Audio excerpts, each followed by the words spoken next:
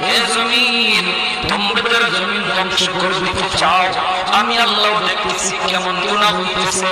যেই মানুষ আমি আল্লাহ এত আদর করে বানাইলাম, আসমান আল্লাহ বানাইছেন কোন ফায়াকুম মহিলা, ফেরেশতা আল্লাহ বানাইছেন কোন ফায়াকুম মহিলা, জমিন আল্লাহ বানাইছেন কোন ফায়াকুম মহিলা, কিন্তু আমারে আপনারে আল্লাহ পাক কোন ফায়াকুম মহিলা বানায় না।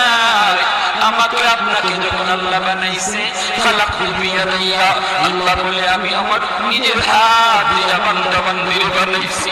কারণ এই চেহারার মধ্যে এত দামি কপাল, ওই কপাল দিয়ে বান্দা আমার প্রতি কদম দিবে।